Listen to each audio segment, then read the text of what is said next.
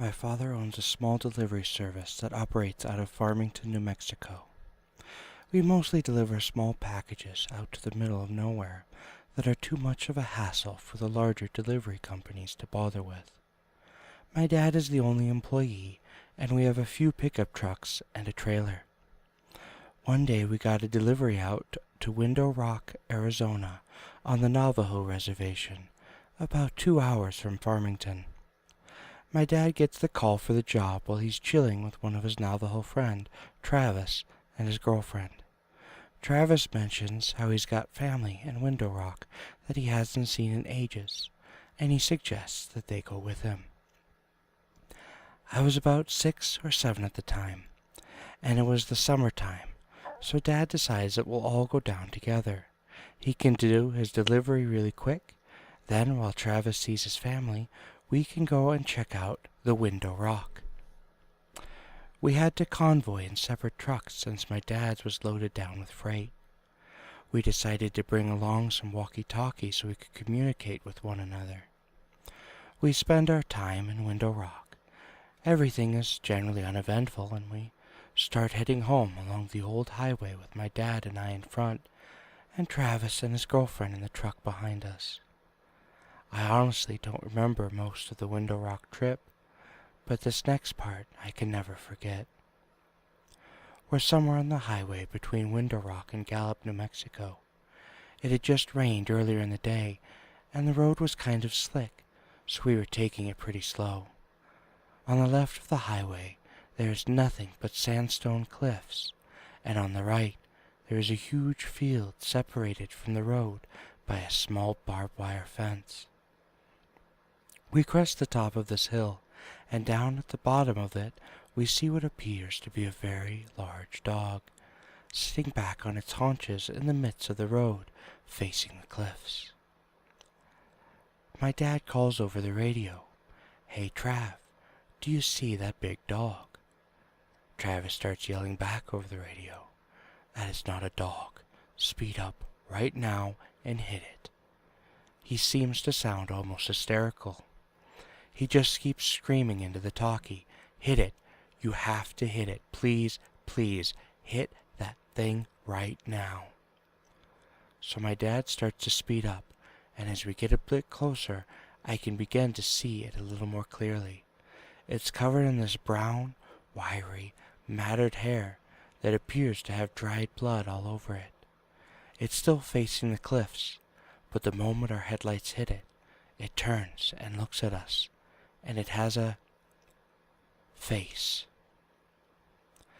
I don't know how else to describe it, other than a mix between a bear's and a human's face. It looks twisted and distorted and almost in pain. As we get closer to this thing, we start to realize it's actually huge. Though it is still sitting on its haunches, it is about shoulder height with the hood of our truck. We get literally inches from hitting it when it lets out the scream that sounds like someone screaming as their lungs are being filled with water. Then it leaps backwards towards the field, landing just on our side of the barbed wire fence. Then, with another leap, it was gone from sight. Travis is coming over the radio again. "Holy, keep driving. We have to get out of here. We have to go faster." He kept repeating that last part. And we have to get out of here, and we have to go faster. Pretty soon we are speeding like crazy, and just as we start to come near the outskirts of Gallup, we get pulled over. Travis pulls his truck over with us. Naturally, this makes the cop, a Navajo reservation man, very on edge, and he immediately asks why Travis felt the need to pull over as well. Travis then says, "We just saw a Skinwalker a few miles back, and it's been following us." The officer immediately pales, stammers something about a verbal warning, gets in his car, and begins to take off. We do the same. We didn't see anything else that night, but when we got home, Travis refused to let us leave without taking some kind of Navajo totem with us that was supposed to keep the effects away. Anybody that has been on the Navajo reservation has either probably heard of some creepy things or has experienced pretty creepy things, namely skinwalkers. I have only ever seen one, and this is my story. I come from a small town in northern Arizona that's sandwiched between the Paiute Reservation to the north and the U.S.'s largest Navajo reservation to the south. My high school is very small, being at around about 80 students enroll every year. We always had to travel south about 5 to 10 hours one way to play another high school in any sport. And that means that we traveled a lot on the Navajo reservation. We usually stayed at hotels when we would head out to play and come home in the morning, but this trip was a little bit different. I remember the basketball coach saying that the school didn't have enough money to put up the teams in a hotel that trip, so we were going to be on the road for a total of about 12 hours as we drove home. I was the only male senior to play basketball that season, and we had just got done playing our game and was headed home on the bus, Big Blue. We were headed out, and it wasn't long. About 2 hours of driving before we had entered the res. By this time, everyone was asleep, with it being about 2 in the morning. When we had crossed the reservation's border, I noticed that our bus driver had started to speed up and was now going around 85 miles an hour. I thought this was strange because he had never exceeded the speed limit before, at least not in my high school career. For some reason, I also couldn't fall asleep like the rest of my teammates, and I just sat at the back of the bus, staring out across the desolate desert landscape that was lit up by the full moon. As I looked out, I could see a figure running towards the bus at an angle of pursuit, and was keeping up with the bus at 85. As the figure got closer, I thought that it was a humanoid form. As a matter of fact, it looked much like a human, exactly like a human, only that the face was painted half black and half white with glowing eyes. Glowing eyes like a rabbit's eyes, reflecting light from a spotlight. I immediately thought, holy crap, it's a skinwalker. The skinwalker ran up to the edge of the road and just kept up pace with the bus, hurdling the sagebrush and rocks while staring at me. After I made eye contact with the thing, I could not look away. It was as if something was holding my head and eyes in place. The skinwalker just smiled at me, this inhuman smile that went ear to ear, showing crooked, yellow, pointed teeth. I felt like I was going to throw up, and I was panicking through the whole ordeal. The skinwalker started to crumple down to all forms, still keeping up with the bus. I could see his bones crack and reform. Hair started appearing all over the skinwalker's body, and in a few seconds he was now a coyote and ran off back into the desert out of view. As soon as it was gone and out of sight, I ran to the onboard bathroom and puked out a mixture of food and blood. I didn't want to tell anyone, for fear that they would think I was crazy. I did confide in my Navajo friend, and she told me that I needed to see the chief. I went to see the chief and get a blessing.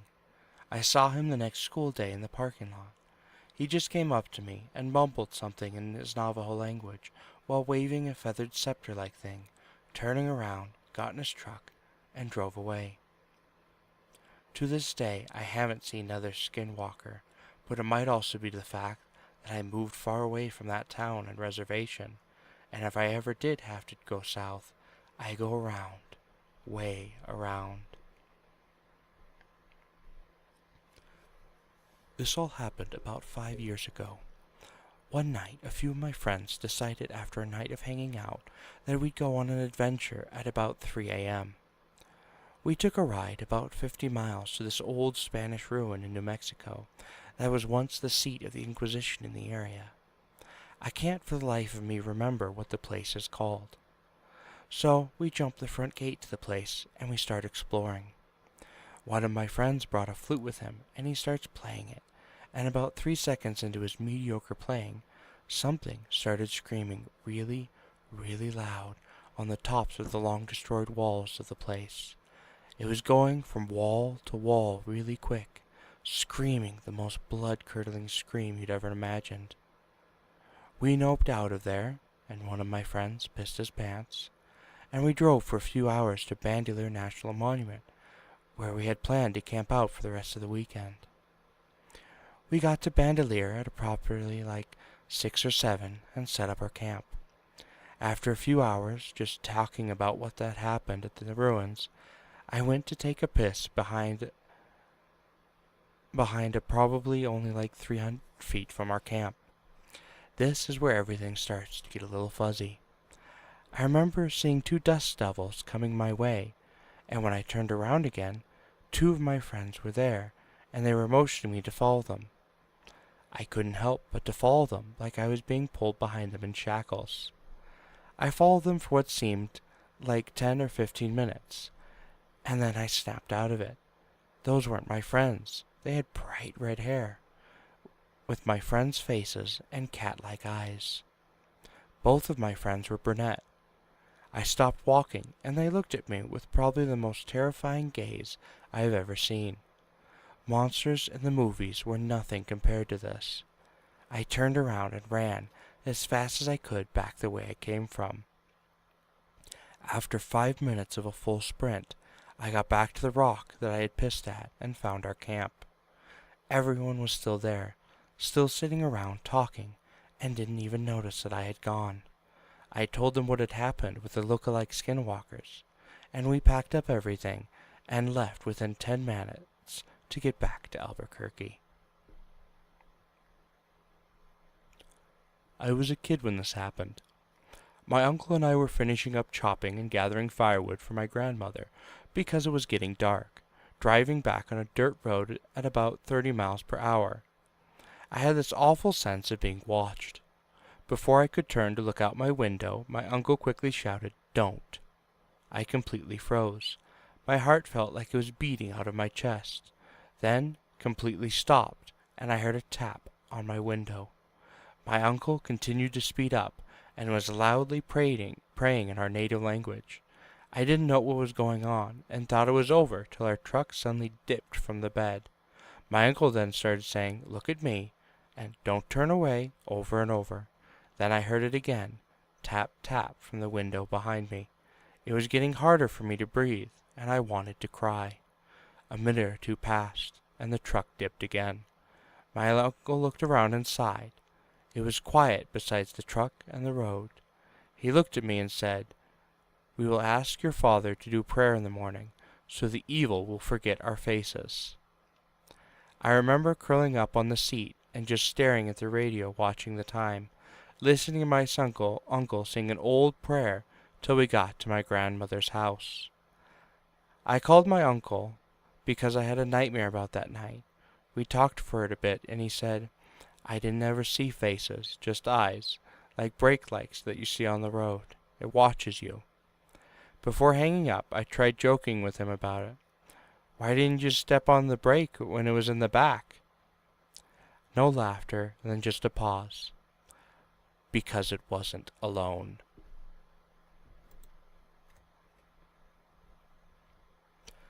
As many of you might already know, many Navajo people, including my own family, are very reluctant to speak about skinwalkers because it is believed to attract their attention.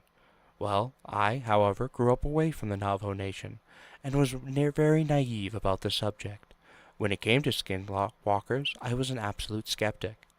My mom used to tell a story of how back in the 80s, when she lived with her siblings and my grandparents, still in Shiprock but on the southern outskirts, about how she and my aunt saw a skinwalker just outside their driveway under a street light.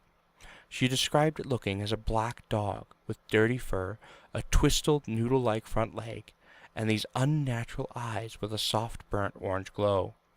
Me, being my own closed-minded self, doubted every word, but I never said my doubts aloud. These doubts changed last year when I went to my grandparents' house last October. Me and my family had just finished scrounging the carnival at the Navajo Nation Fair and had called it a night. The house was close enough where we could walk home in just 10 minutes, so we did. When we got there, it was about 9 at night, where we stayed up until about 2 catching up about family affairs and the local news. It was during that time that I just decided to open my mouth and blurt out the question, "Hey, are skinwalkers real?" "Guys," I asked, "you shouldn't be speaking about that," my grandmother said with a most disturbed yell in her voice. So she and my grandfather both decided to go to bed. After being scolded by my mom, one of my aunts chimes in with a very cautious tone and says, "They're real all right. Had a few start screaming outside my trailer in Farmington just a few nights ago. Your cousin had nightmares the whole night and woke up crying that morning." Not wanting to push the discomfort any further, we all decided to go to bed. Now, the trailer home is pretty old, and it was a really nice night, so we slept with the windows open, with screens to prevent the bugs coming in. Everyone had drifted off to sleep except for me, because my mind was still going a million miles a minute about skinwalkers, and I wondered if I ever encountered one while here on the reservation. As a kid, I was told it was taboo to even think about skinwalkers, because that even can still call their attention. And that's when things totally hit the fan. Just as I was settling and finally getting relaxed for sleep, I started to hear something moving outside. I got up from the couch and started wandering over the kitchen window in the trailer. All of the rooms have the lights out, so the only visible light that can be seen is from the porch light out front. I was thankful for this, because I told myself if it really was a skinwalker outside, hopefully it wouldn't notice me seeing it. So I mustered up the courage and took a quick scan of outside. From the porch light, all I could see is the dusty ground around the vehicles that my family drove along with some old metal trash cans that stood beside the road. Looking for about a good 5 seconds, I wasn't able to see anything, so I was getting ready to turn around and walk back to bed, thinking it was just a stray cat or something. Having taken a few steps, I hear what sounds like a discordant scream coming from outside, definitely close by. Fear rising, I look out again, and then I see it. A small coyote-like figure was staring at my direction behind the cars, just outside of the reach of the porch light, only it looked awfully wrong, and gave off an evil vibe just from seeing it. It was gray, with very disheveled hair, and a horrific orange-red soft glow coming from its eyes. I went out and ran back to the bedroom. It was at this moment I had begun to also notice an awful stench in the air that smelled like rotting meat. I started trying to wake up my mom, who was like, "Oh, it's 3 a.m. What do you want?" I immediately began in a shaken voice, "There's something very scary outside." And then she said, now annoyed because I woke her up, "It's probably just a stray or something. It's the res. Animals wander all the time at night."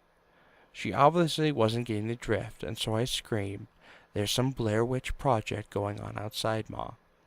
That got her attention. What are you talking about?" she said, and then we heard it. The thing outside started making some more of its dreadful-like screams, and started with sounds like thrashing outside on the ground.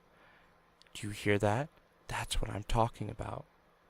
Soon both her and I got back up and looked outside the window, and the coyote thing was making its way to the door. It walked with an odd limp, and dragged its right back leg as if it has a handicap.